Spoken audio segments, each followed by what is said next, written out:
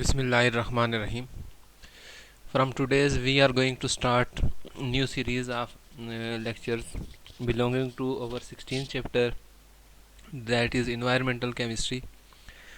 हम इस सारे ही कोर्स के अंदर कोशिश कर रहे हैं कि ऑनलाइन क्लासेस के अंदर वो चैप्टर कवर किए जाएं जो थोड़े सिंपल हैं, आसान हैं, बिकॉज़ चूँकि रिएक्शंस, केमिकल रिएक्शंस को लिखना कंप्यूटर के ऊपर as compare to writing on whiteboard is somewhat time consuming as well as difficult task, so it needs live sort of interaction with student, जहाँ पर आप भी मौजूद हों, हम भी मौजूद हों, तो इसकी अंडरस्टैंडिंग थोड़ी आसान होती है ऑर्गेनिक केमिस्ट्री की।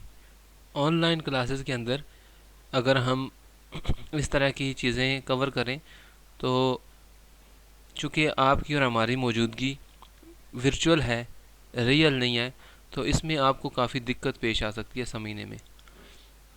हम ज़्यादातर डिस्क्रिप्टिव सॉर्ट ऑफ लेसन्स जो हैं वो ऑनलाइन क्लासेस के अंदर कवर करेंगे, तो that is why we are selecting certain chapters from the course and trying to cover them.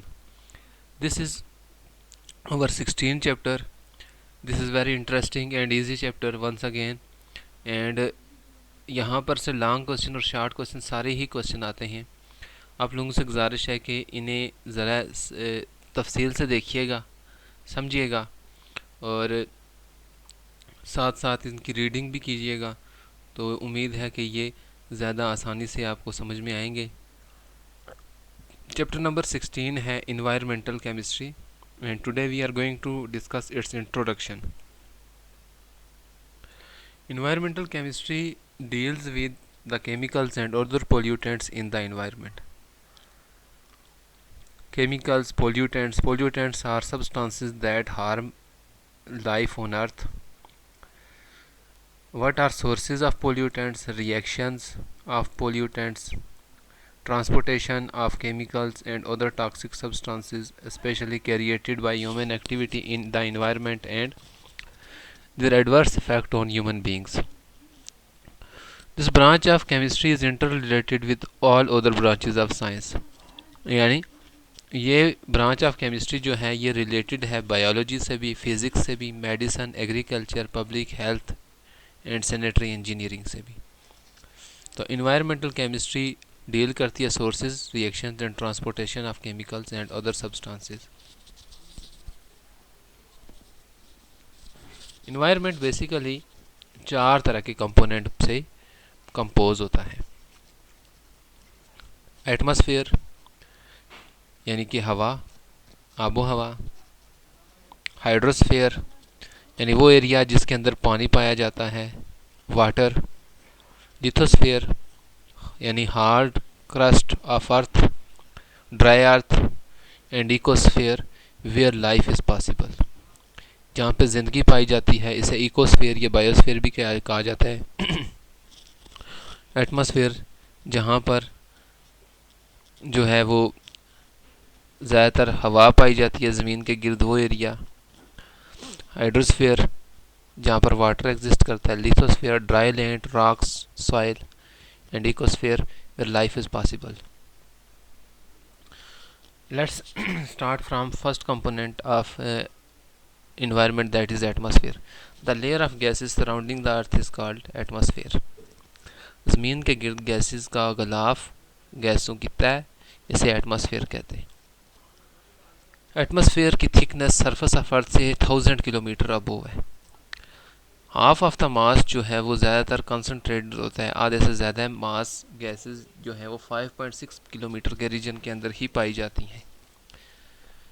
Atmosphere की गैसेस का काम ये होता है कि ये कॉस्मिक रेज़ को एब्जॉर्ब करती हैं। कॉस्मिक रेज़ नुकसानदेह इलेक्ट्रोमैग्नेटिक रेडिएशंस होती हैं जो सूर्य से ज़मीन तक आती हैं। Harmful electromagnetic radiations that come from earth, sun to earth. इन रेडिएशंस को ये फ़िल्टर करता है एटमॉस्फेयर, हम तक लेस हार्मफुल रेडिएशन पहुंचाता है जो हमारी ज़रूरत की होती हैं। Harmful radiation protect life on अर्थ, ये लाइफ को अर्थ पर प्रोटेक्ट करती हैं हार्मफुल रेडिएशन से एटमॉस्फेयर।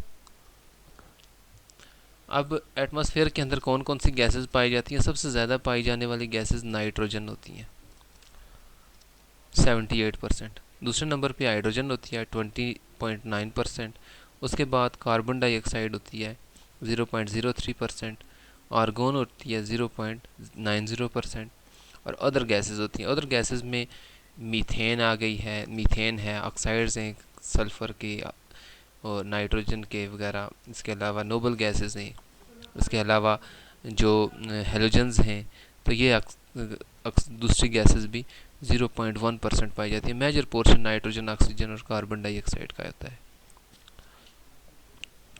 एटमॉस्फेयर प्रेजेंट होती है, एटमॉस्फेयर जो है वो इसकी क्या क्या इम्पॉर्टेंस हैं और लाइफ को कैसे ये सस्टेन करती है, यानी ज़मीन के ऊपर ज़िंदगी का ये कैसे प्रोटेक्शन करती है, ज़िंदगी को पॉसिबल बनाती है। सबसे पहले गैस ऑक्सीजन, ये सांस लेने के लिए ज़रूरी होती है। It is required for breathing purpose. Oxygen नहीं है तो ज़िंदगी नहीं है। तमाम ज़िंदा चीज़ें ऑक्सीजन की वजह से ही ज़िंदा हैं, because of respiration, breathing. Carbon dioxide plants को ज़रूरत होती है फोटोसिंथेसिस के लिए। नाइट्रोजन फिक्सिंग बैक्टीरिया यूज़ करती हैं और नाइट्राइड्स और नाइट्रेट्स बनाते हैं, और ये प्रोटीन का एसेंशियल जुज़ होता है। वाटर वेपर रिस्पॉन्सिबल होते हैं for sustaining various form of life on earth. Earth का जो एटमॉस्फेयर होता है, इसका टेम्परेचर भी मेंटेन करने के लिए वाटर वेपर्स अहम रोल प्ले करते हैं। और as a whole atmosphere also maintain the heat on earth. अगर एटमॉस्फेयर नहीं होगा तो ज़मीन का रात को टेम्परेचर 0 डिग्री सेंटीग्रेड से भी कम होगा और दिन को मैक्सिमम होगा, क्योंकि एटमॉस्फेयर इस तरह से गिलाफ के तौर पे काम करता है। ये प्रोटेक्ट करता है अर्थ को लाइक ए ब्लैंकेट। एटमॉस्फेयर के बाद दूसरा जो कंपोनेंट है that is hydrosphere. Hydrosphere include water bodies mainly ocean, river, stream, lakes, polar ice caps, glaciers and ground water reservoirs. तमाम तरह का पानी हाइड्रोस्फेयर्स की सूरत में मौजूद होता है ज़मीन के ऊपर। इसमें नदी नाले, इसमें दरिया, इसमें जो हैं वो बर्फ़ानी चोटियाँ हैं, ग्लेशियर्स हैं और ज़ेर ज़मीन पानी है। तकरीबन 97% वाटर जो होता है हाइड्रोस्फीयर का, it is consist upon oceans. Oceans यानी समुंदर का जो पानी होता है, इसे मैरीन वाटर भी कहते हैं। इसके अंदर हाई कंटेंट ऑफ साल्ट होती है और ये ह्यूमन कंजम्पशन के लिए सूटेबल नहीं होता। इसे हार्ड वाटर भी कहा जाता है due to presence of salts. Polar ice caps and glaciers जो हैं, ये 2% पानी पर मुश्तमिल होते हैं अर्थ क्रस्ट के, और ये टोटल वाटर सप्लाई का 2% बनाते हैं। 1% वाटर ग्राउंड वाटर होता है, फ्रेश वाटर भी इसे कहते हैं, जो नदी नालों, रिवर, लेक, स्ट्रीम और ग्राउंड वाटर पर मुश्तमिल होता है, और यही इंसानी इस्तेमाल के लिए अवेलेबल होता है। इसमें से 69% वाटर यूज़ किया जाता है एग्रीकल्चर पर्पज़ के लिए, 23 इंडस्ट्री के लिए और 8% डोमेस्टिक पर्पज़ के लिए हम यूज़ करते हैं। तीसरा कंपोनेंट है एटमॉस्फेयर का, इन्वायरमेंट का, lithosphere. Lithosphere consist of rigid rocky crust of earth and extend up to 100 kilometre in depth. ये चट्टानें भी आती हैं, इसके अंदर मिट्टी भी आती है, रेतली ज़मीन भी आती है, और ये ज़ेर ज़मीन 100 किलोमीटर तक ये जाती है। मेंटल यानी जो टॉप वाला और कोर यानी दरमियान वाला जो इंटीरियर होता है अर्थ का, ये अर्थ का मास बनाता है। 99.5% जो होता है लिथोस्फीयर, ये बना होता है 11 एलिमेंट में से।